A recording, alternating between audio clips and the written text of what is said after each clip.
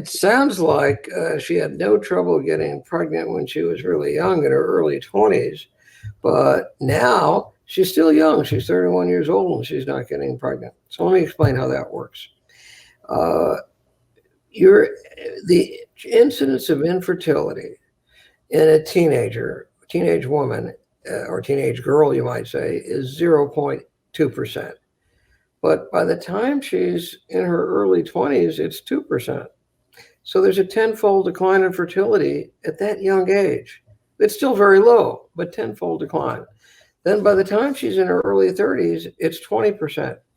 So she's had 100-fold decline in her fertility from when she was a teenager to when she was 30, her early 30s. So it happens very fast. Then by the time you're 40, 90% of women are infertile. And it's all related to the aging of the eggs and the decrease in the number of eggs, two separate phenomena.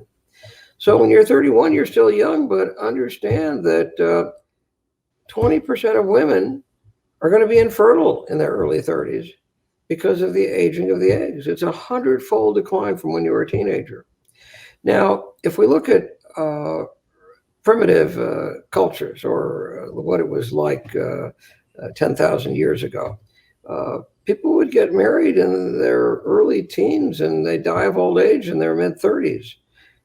And this idea that we can live to 100, which now is common, and that we're still young at age 40, isn't the way the human body was made originally.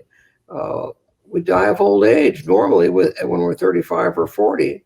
And I've seen that in all the ancient cultures that I've camped with, because I'm very interested in anthropology, and this was true in the Hadzi Bushmen in Africa, the Australian Aborigines, the Maasai warriors, the Alaskan Indians and Eskimos. I've taken care of all of them as a physician in my younger days and camped with them and really got to know these cultures. And you learn a lot from these cultures, and you can learn that we were designed to have all our babies before we were 30. And so the idea that we can start trying to have kids when we're 40 or 45 is relatively new, and it requires confident infertility treatment. Now, you can freeze your eggs when you're early 20s, but very few, we couldn't even do that successfully 10 years ago. But even so, it's a very tricky technique, and it has to be done exactly right. And most women in their early 20s just aren't about to do it. I mean, the typical woman that comes in to have her eggs frozen is 38. She's beginning to realize her biological clock is ticking. And so at any rate, you're 31 and you're not having kids. We call that secondary infertility because your eggs are getting older. So I think after trying for this long and you want another baby, what you need is IVF, and not to fool around with any half measures anymore.